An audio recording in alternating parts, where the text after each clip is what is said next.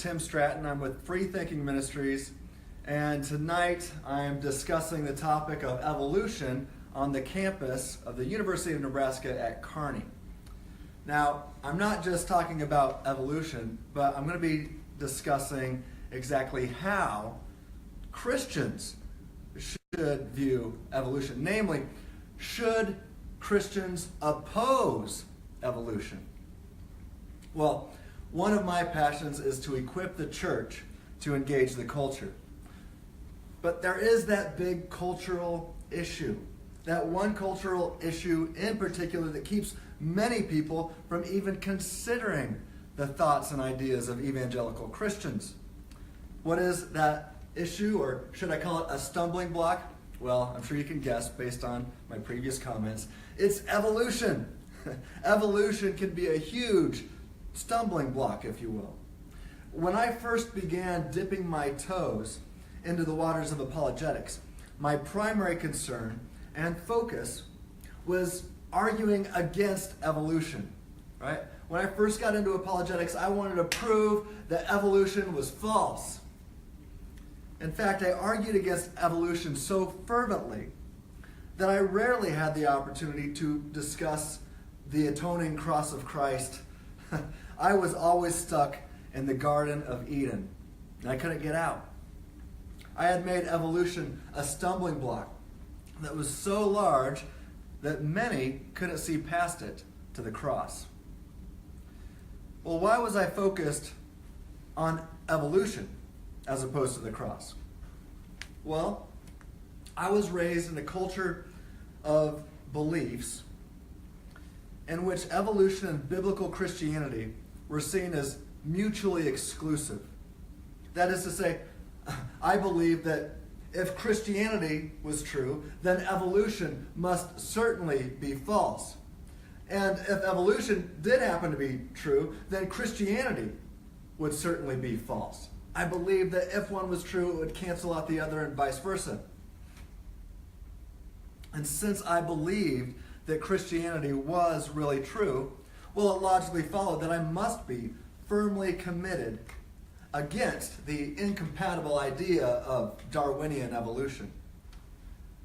I not only opposed evolution, I was against the very foundation that would make evolution possible, a universe that was billions of years old. I believed the earth and universe were only a few thousand years old. And as an avid young earth creationist and a youth pastor, that is what I taught, because I believed that this was really what the Bible taught. In fact, in 2010, as a youth pastor, I was planning a trip to Kentucky with our youth group to Ken Ham's Creation Museum, which advocates young earth geology. I was taking my youth group students to the EFCA's National Youth Conference, which was in Columbus, Ohio that year. Since we were in the neighborhood, I was hoping to get my high school students across the border into Kentucky to equip them with the young earth facts. Well, things did not work out to transport several dozen students a couple of hours south across the state line to the Young Earth Museum.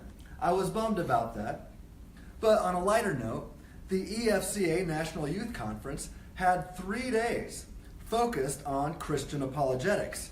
In fact, Sean McDowell, the son of the great apologist Josh McDowell, was speaking over 3 afternoon sessions regarding evidence for the truth of biblical Christianity, or Christian theism. And I thought, surely Sean McDowell would offer some young earth truth to my kids. Well, to my dismay, however, over the course of the week, I started to read between the lines, so to speak, and realized that Sean did not seem to hold Ken Ham's views. In fact, it appeared to me, although he never explicitly said as much, Sean believed that God created the universe billions of years ago. This specifically was made clear to me when Sean McDowell said, "Well, I believe in the Big Bang. I just know who banged it." I could not believe my ears. This was heresy. right? I had to prove Sean McDowell wrong. So I began with the greatest research tool ever, Google.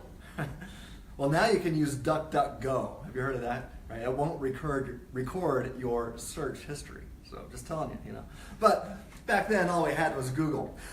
So I used it. And it didn't take me long to realize that many Christian theologians, pastors, philosophers, and apologists were all old earth creationists. Gasp!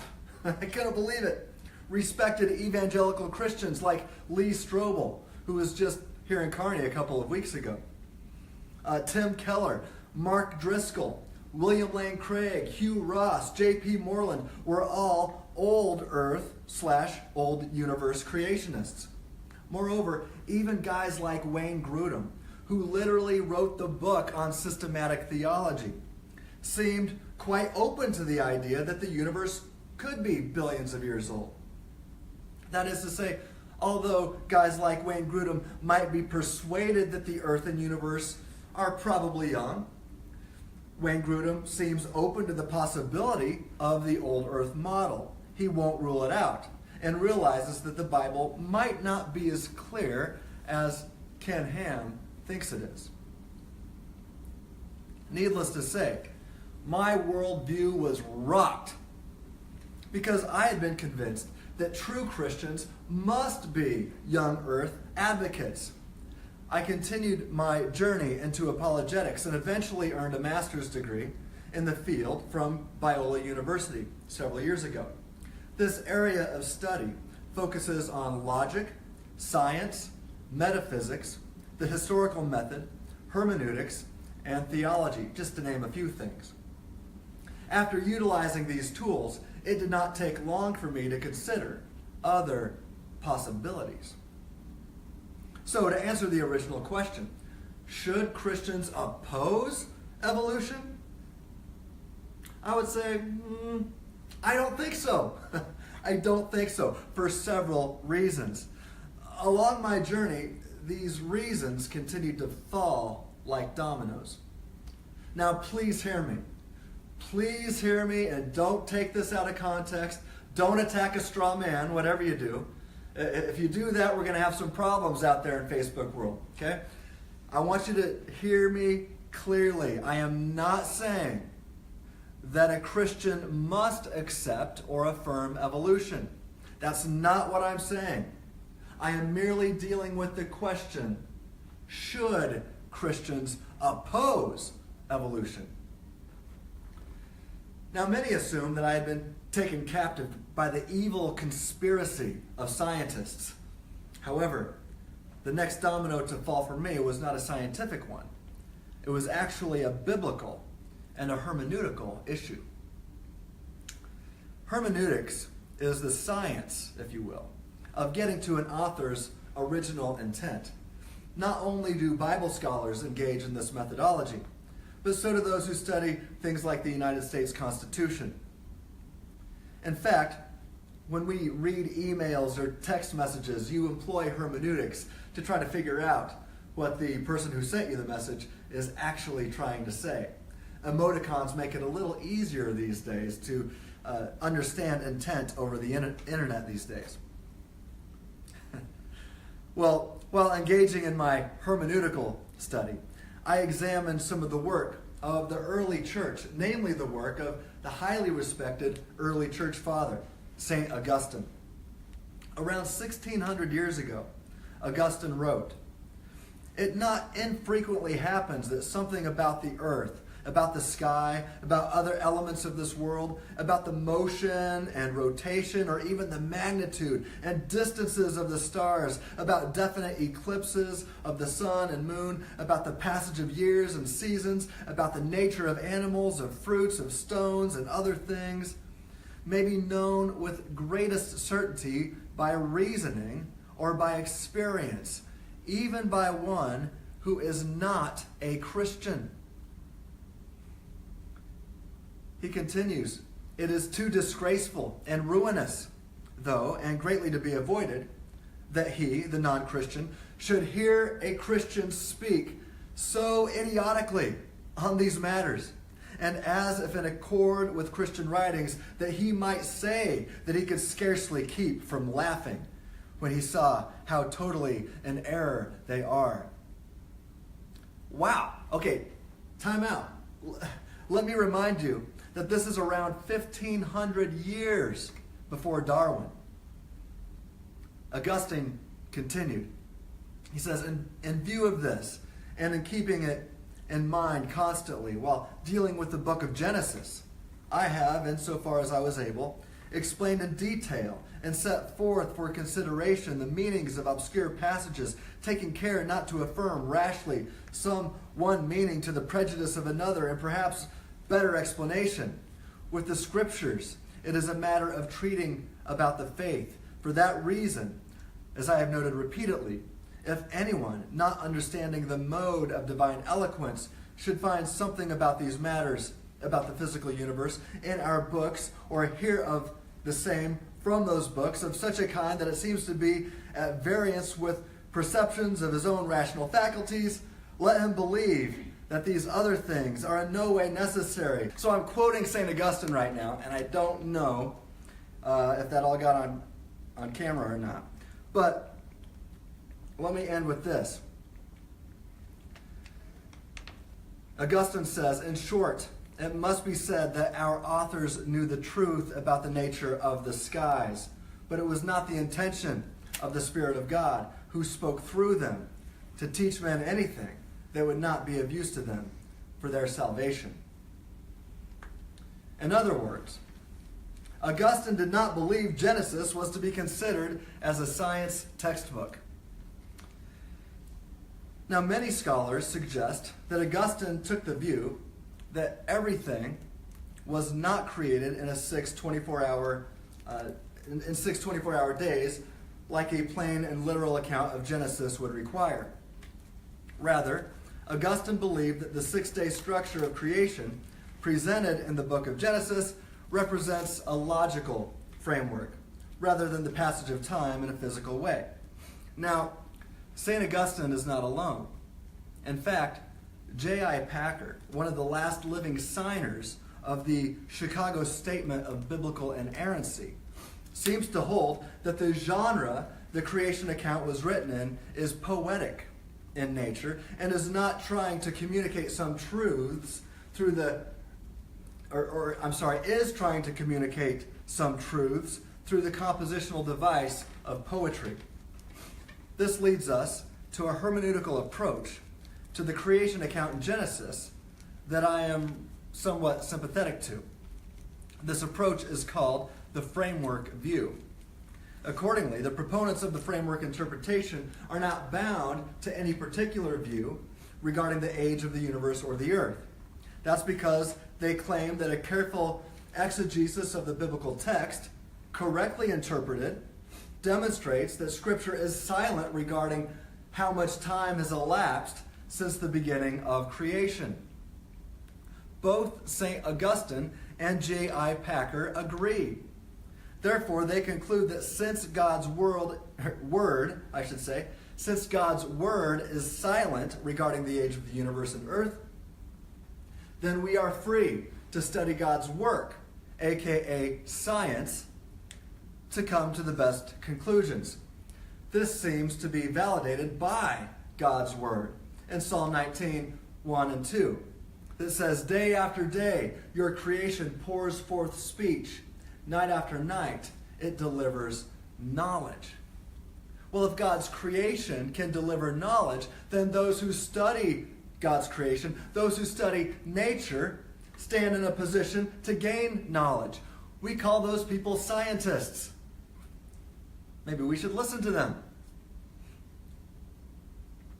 Well, most holding to the framework interpretation today are also usually persuaded the universe is probably old. However, accordingly, if the scientific evidence should change, this hermeneutical approach allows the freedom to follow the scientific data wherever it leads. I like any view that allows one to truly be a free thinker. So what exactly does a framework advocate believe? It's the interpretation of Genesis 1:1 through 2:3, which regards the 7-day scheme as a figurative framework. While the 6 days of creation are presented as normal solar days, according to the framework interpretation, the total picture of God's completing his creative work in 1 week or 6 days is not to be taken literally, but rather literarily. That's a different thing. That is to say, it functions as a literary device or a literary structure in which the creative works of God have been narrated in a topical order as opposed to a chronological order. The days are like picture frames. Within each day frame, Moses provides a snapshot or a highlight of divine creative activity. And this is similar to watching Sports Center on ESPN to get the highlights of Kobe Bryant's basketball career. This will make Tate happy because he's a Laker fan. All right. Just recently, I viewed a highlight reel showing Kobe's aerial acrobatics wearing the number 24. Then the next clip showed Kobe passing an alley-oop to Shaq for a monster jam. But this time, Kobe was wearing the number 8. Next, it showed Kobe shooting a three-pointer against the Boston Celtics while wearing the number 24. But then it showed what appeared to be a younger Kobe wearing the number 33 on his jersey from Lower Marion High School. Well, the next segment showed him dunking the basketball while wearing his number 24 Lakers jersey. Moreover, the reporter confused me because he continually referred to Kobe Bryant as the Black Mamba. Well, the narrator of this highlight reel summarized Kobe's career and got some things out of order just to communicate a few important truths. Kobe Bryant is one of the best basketball players to have ever laced up some high tops. He was a multiple MVP winner, and he was a 5-time NBA champion. Just one short of Jordan. Not as good, sorry. Now, it was not the intention of this reporter to make the viewers think that Kobe Bryant is literally a black mamba snake. That wasn't his intent, and it would be our mistake, not his, if we came to think that that's what the reporter was trying to convey. It was not the intent of the reporter to literally say that Kobe is a black mamba snake, or that he started his career with the Los Angeles Lakers wearing the number 24 and then went to play some high school ball only to later return to the Lakers. Similarly, and back to Genesis, although God's creative decrees and the fulfillments of refer to actual historical events, they are narrated in non-sequential order as highlights within the literary structural framework of a 7-day week. Thus, there are two essential elements of the framework interpretation: the non-literal element and the non-sequential element. In other words, this hermeneutical approach finds that Moses' intent in recording the creation of the earth was not supposed to be taken as literal 24-hour days. A good case can be made that he was simply writing figuratively while offering highlights of historical events. Augustine and other fathers of the early church, such as, I believe, Anselm and Peter Lombard, seemed to hold similar views. These theologians lived multiple centuries before Darwin, so this is no retreat due to the supposed scientific onslaught against Christianity. Rather, such views have deep, deep roots in Christianity and in the church. In historical Christianity, I should say. So, for me, the first domino to fall was hermeneutical in nature. I realized that I might not be interpreting the Bible correctly. Maybe I was making an error.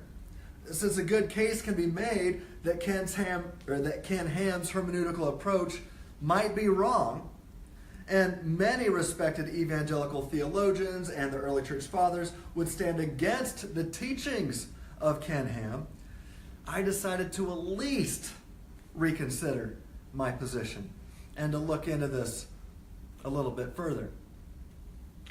It occurred to me that if God's word was silent on the age of the earth, then I was free to study God's work, as it says in Psalm 19:1 and 2. Again, as I like to say, those who study the work of God are scientists.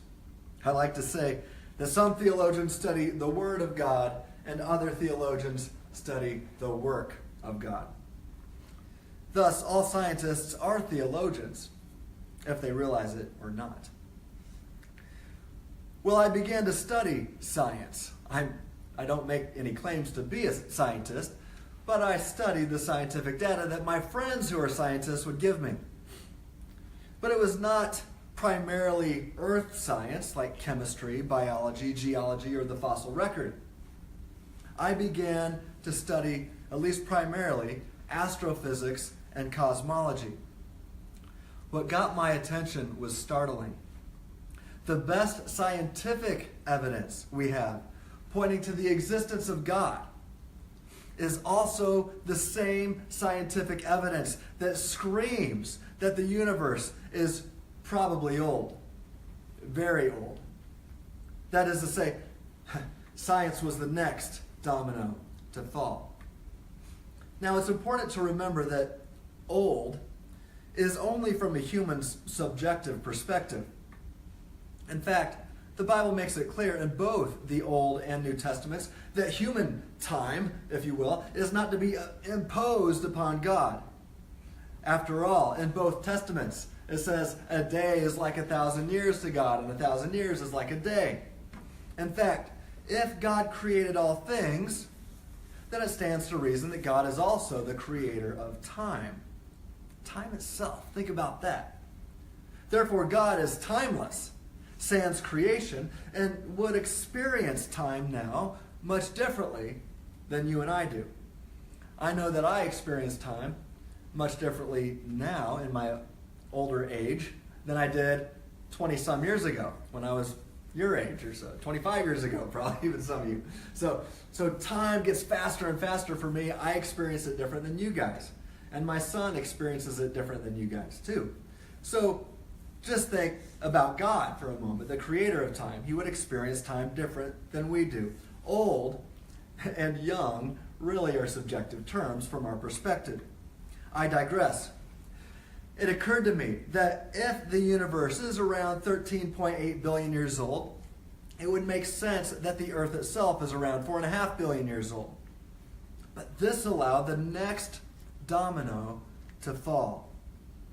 After all, if the Earth and universe are billions of years old, then the foundation for evolution, for change over time, is in place.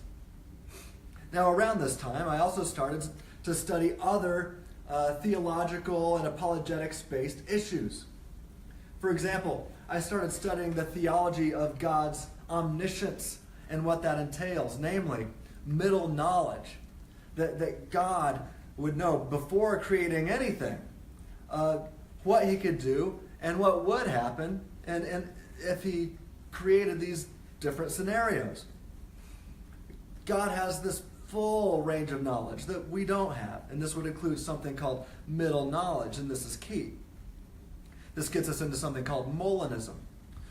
Also, I started studying the ontological argument and perfect being theology from Anselm. Right? What does it mean to be a maximally great being? I started studying that. I also got into other apologetics-based arguments for the existence of God, namely the fine-tuning of the universe, which examines the fine-tuning that everybody agrees is there on the initial conditions of the Big Bang, and then saw how this fine-tuning for human life to exist in the universe today depends on the initial conditions of the Big Bang, which could have been vastly different, and that this is best explained by an intelligent designer, by God. The fine-tuning argument points to the existence of God. It uses science to point to the existence of God. I started studying this. Then I also started studying Big Bang cosmology and the Kalam cosmological argument, showing that, really some of the best scientific data we have out there shows that the universe began to exist, and that the cause of the universe, once you understand what the universe is, the cause of the universe must be something that we call God. You can call it whatever else you would like if you don't like that word, but again, a rose by any other name smells just as sweet. We've talked about this a lot in this group, and if you'd like to read more about the Kalam cosmological argument, go to freethinkingministries.com. We've got lots on that topic there. I also started studying the work of J.P. Moreland and other philosophers who have written a lot on substance dualism, noting that there must be more to humanity than the material if we're going to be able to think rationally and to rationally affirm knowledge claims. There's got to be more to humanity than just the physical. There's got to be something immaterial about human nature. And this is best described as what we might call a human soul. So after studying all of this stuff, I started to see a much bigger picture, and evolution fit into that picture. Let me explain. After considering all this data and dwelling upon the nature of God, I realized that if God really is omnipotent and omniscient, it would be no problem at all for God to create via evolution. It's just not a problem for an omnipotent and omniscient being. Sure, from our limited and finite human perspective, this might seem random when we look at it. Evolution might seem random from our perspective, from our limited epistemic point of view. However, for an omnipotent and omniscient God, this would actually be the intelligent design of evolution. Let that sink in. The intelligent design of evolution. I remember watching a video on YouTube when this clicked. One of my friends from London actually I think somewhere in England anyway, I think it's London, Peter Byram made this video, and he wasn't trying to argue for the truth of evolution, but his video hit me. The video was actually regarding the fact that Richard Dawkins was running scared from so many offers to debate my former professor, William Lane Craig, on the existence of God. Just the first few seconds of Peter Byram's video clarified everything for me. It started out just a black screen. I've got this on my website if you want to go find it. But it started out just a black screen, and then you hear William Lane Craig's voice say, premise 1, whatever begins to exist has a cause. Premise 2, the universe began to exist. Boom! And you see this big explosion in the middle of nothingness, right? And then this heavy metal music started playing, and this double bass kick drum and this crunchy guitars, and it was awesome. I was like, wow, this is cool. And then as the universe starts to expand, solar systems come into existence, and then the sun forms, and the planets start to form from the sun, and then pretty soon, the camera zooms in on Earth, and it starts to form, and then you can see all of a sudden a stage form, and then there's William Lane Craig standing on stage saying, therefore, the universe has a cause. It was just awesome. But it hit me. Wow.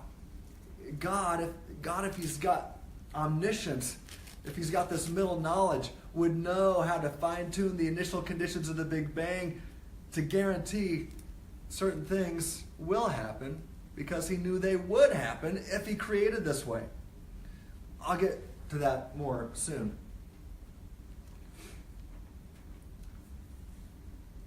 Here's the thing. I realized that if God were omniscient, then he would know how to design and finely tune the initial conditions of the Big Bang to guarantee the existence of our privileged planet and human life.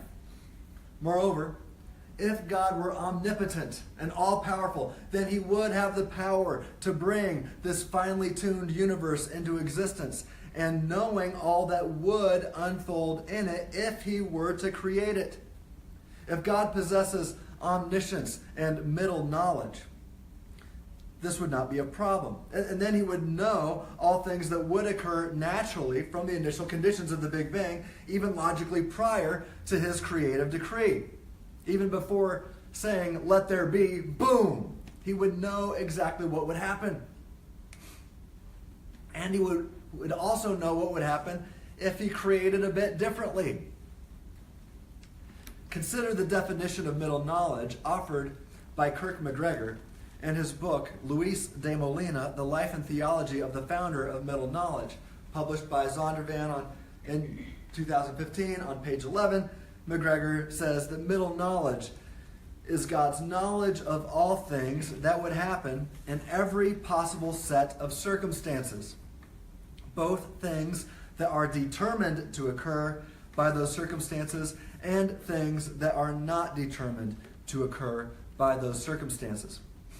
So, if God is omnipotent and powerful enough to create different sets of circumstances, and he is omniscient and intelligent enough to know what would occur in these sets of circumstances, then it seems as if evolution is no problem for a maximally great being. It's just not a problem. And it's not random either.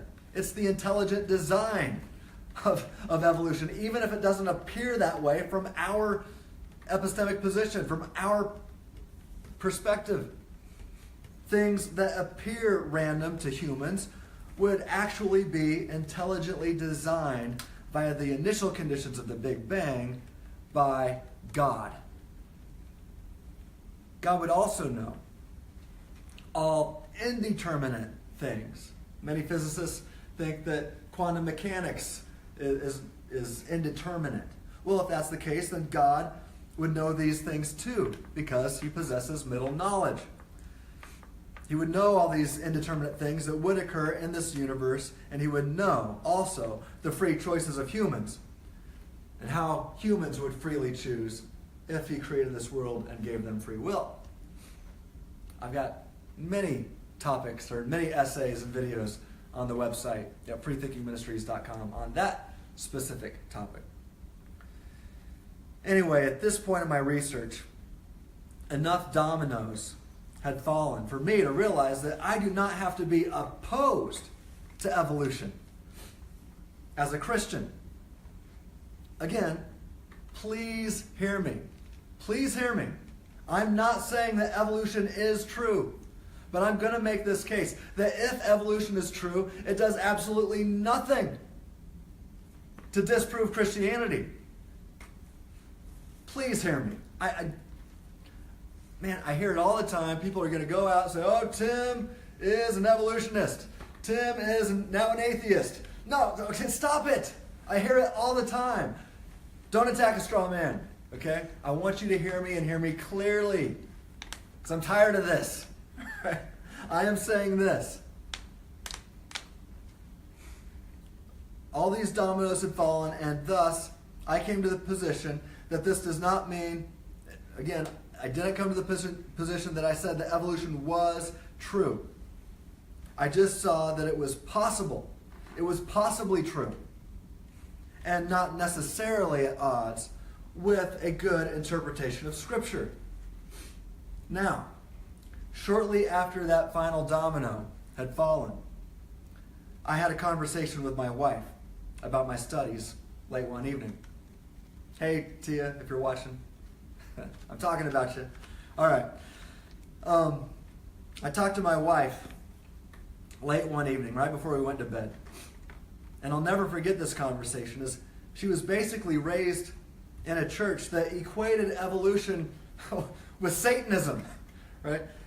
When I told my wife that I at least might be open to considering the possibility of evolutionary theory, well, she cried.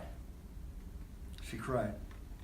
And it broke my heart to see that. It broke my heart to see those tears running down my wife's face. And I realized at that point that she had not gone through this journey with me every step of the way. She had not had the privilege of seeing these falling dominoes the way I had. And since she equated evolution with evolution, she thought I was like Anakin Skywalker, turning to the dark side. She thought I was falling away from Christ. That was her fear. But nothing was farther from the truth. In fact, I was growing in awe of our awesome God. Now I know that my wife will not be the only one to have these kinds of thoughts after hearing this presentation. And because of that, I need to make something crystal clear again. Because I know how easy it's going to be to attack a straw man. So please hear me. I am not saying that evolution is true. I'm not saying that. So stop it. I am not saying that evolution is true, but I'm not saying that it's false either. I am simply noting that evolution is not necessarily mutually exclusive with the Bible. Don't attack a straw man. Don't do it. I know you want to, but don't do it. Consider one possibly true model demonstrating this fact. For those of you familiar with the Kalam cosmological argument, imagine God in what I call his static state of aseity. The state that God is in logically prior to his creation of the universe or anything else. With that in mind, also keep the fine-tuning argument in mind that I've referenced earlier. And moreover, remember that God is always omnipotent and omniscient.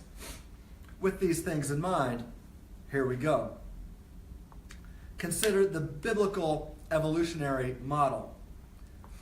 Step 1. God exists and possesses middle knowledge because he's omniscient. 2. Big Bang. Boom! God chooses and actualizes this world or this universe and all that will happen in it. Because God knew what would happen in it if he created it. Step 3. The universe unfolds. 4. Our solar system and Earth come into existence. 5. Life evolves on Earth exactly the way God knew it would via his design in the finely tuned initial conditions of the Big Bang. 6. Homo sapiens evolve as planned, not by accident. 7. God breathes his image, the soul, if you will, into the Homo sapien, making the first human, or creating the first human nature, body-soul construct. This is another act of special creation. That is to say, this is a miracle. 8. God does the same thing with a female Homo sapien and then breathes his image into her, making the first female human. Or if you'd like, you can take the rib from Adam and make a female body, then breathe the image of God into that being also. I don't care. Take it however you'd like there. 9. God separates Adam and Eve from the other soulless Homo sapiens, who are physically identical, but not spiritually. Right? They don't possess a soul created in the image of God. Right? And then he places Adam and Eve in the Garden of Eden with the tree of life. And with this tree of life, as long as they eat of this tree, they will never experience a physical death, as long as they eat from that tree regularly. That's why it's called the tree of life. Must be some pretty good fruit. 10. After the fall, after the sin of humanity, Adam and Eve are expelled from the paradise of the Garden of Eden and the tree of life.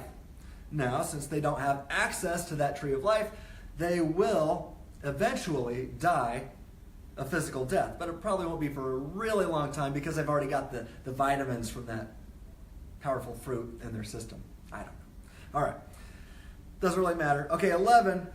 After Adam and Eve's son, Cain, kills their other son, Abel, well, Cain is expelled from the world's only human tribe. Cain is scared of the other soulless Homo sapiens out there who might kill him. All right, we see this in Genesis 4:13 and 14. 12.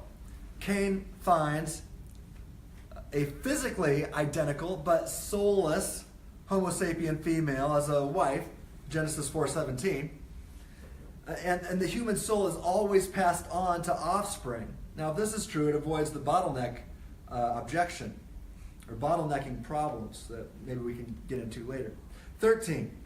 The human soul is a trait preferred via natural selection as it allows for rationality. And if you've studied my other work, I've argued at length why if rationality is possible, then the best explanation for that is an immaterial human soul. Okay? So the human soul would be a trait preferred by a natural selection because it allows for rationality, and rational beings are going to survive much better than non-rational beings. 14. Soon, all Homo sapiens have souls created in the image of God because this was a selected trait. All right, therefore, now all Homo sapiens are human. They possess a human nature. So it's important to see here that on this model, all humans are Homo sapiens, but not all Homo sapiens have been human. Right? A human nature is a physical body, Homo sapien body, connected with an immaterial soul created in the image of God. That's what we call human nature. And when the soul is separated from the body, you don't have human nature anymore. You've got a soul and you've got a corpse. But when the two are together, you've got human nature. You've got humanity. 15. This is exactly the way God planned and designed life to unfold. It all started with the Big Bang. All right, that's the end of my model. It's just a possibility. So let me be clear. I am not stating that I think this model is true. You guys understand that? Have I said that this model must be true? No. And I'm not even saying that, I'm not even going to say that I think this model is probably true. I just offered a model. All right? Just offered a model. Demonstrating that I'm saying this model is possibly true. And this model demonstrates how evolution from a single-cell common ancestor could be compatible, logically compatible, with a historical Adam and Eve in the Garden of Eden. Not saying it's true. I'm not arguing that it's true. I'm not saying I affirm it. I'm just offering something to think about. I'm not arguing for or against evolution. Please hear me. I'm simply making a case that if evolution is true, then it does absolutely nothing to negate the truth of Christianity or the historicity of Adam and Eve. That is to say, evolution and biblical Christianity are not necessarily mutually exclusive views. They can both be true simultaneously. Therefore, if one really thinks evolution is true, well, guess what? They can still be a Christian. Moreover, if one is a committed Christ follower, they are still free to examine the arguments for evolution. In fact, a Christian is free to major in biology, get a PhD in biology, and even teach evolutionary biology at the university level. In fact, there may or may not be somebody right here in this room right now who teaches evolutionary biology at the university level and who is also a Christian. Not naming any names. Well, when it comes to the church engaging the culture, this is vital. This is important in light of evangelism today. I'll tell you, when I was anti-evolution for years, I spent all of my time spent in evangelistic efforts usually devolved, if you will, into a never-ending debate over evolution. I was never able to remove this stumbling block, especially with academics who were convinced that evolution is true. However, after all of these dominoes fell, I realized that Christian theism and Darwinian evolution are not necessarily mutually exclusive. They're not.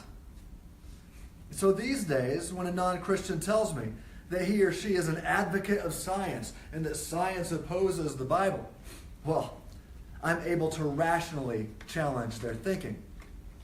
That is to say, I'm able to offer models demonstrating that evolution and all science is not mutually exclusive with biblical Christianity. With that comes the freedom to consider the evidence that demonstrates not only that God exists, but also the historical evidence demonstrating that God raised Jesus from the dead. That historical evidence is out there. It exists. After all, Paul was clear that if Christ has not been raised, then our faith is meaningless. But Paul never said, if evolution is true, then our faith is meaningless. No, it all hinges on the resurrection of Jesus. And we've got historical evidence that Jesus rose from the dead. In fact, several arguments can be made using evolution as evidence of the existence of God. William Lane Craig has made this case in debate against atheists. Alvin Plantinga has his evolutionary argument against naturalism, namely atheistic naturalism. And I have offered another argument that if evolution is true, then God exists. In fact, just a month ago, we had that conversation in this very room. If evolution is true, then atheism must be false. Right? We've got these other arguments. So here's the main point. This is what I really want to convey.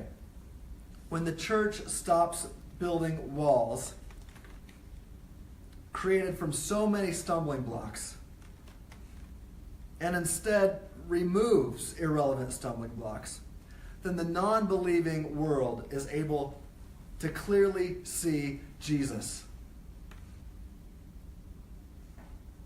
I've witnessed miraculous conversions in the lives of former atheists and agnostics while taking this approach.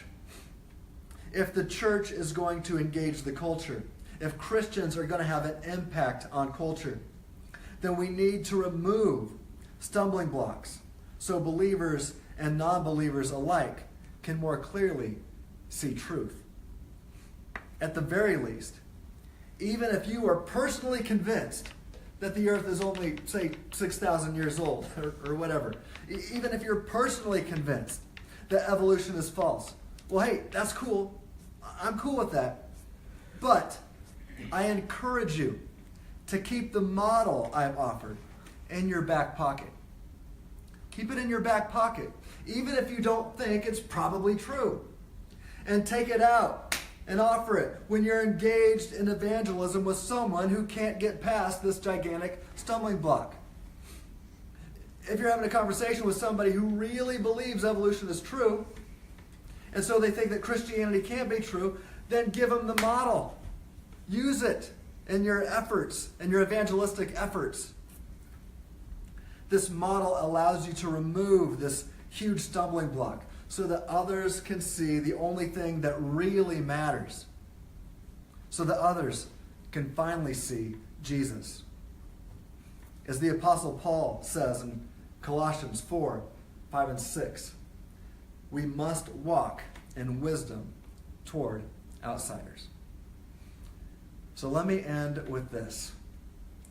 I have not argued that evolution is true. I've simply made a case that if evolution happens to be true, it does nothing to negate the truth of biblical Christianity. It even does nothing. Even if evolution from a single cell common ancestor, right?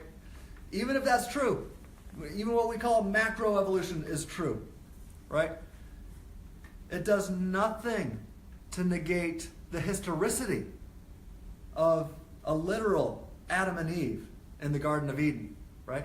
So you can have your evolution and your Genesis if you want, right? They're not necessarily mutually incompatible, okay?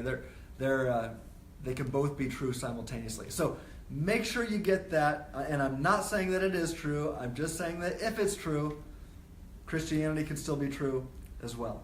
So anyway, I know the objections are going to come flooding in. Just make sure no straw men are attacked, and just be nice to me, okay? Just don't be mean. I don't want that. All right.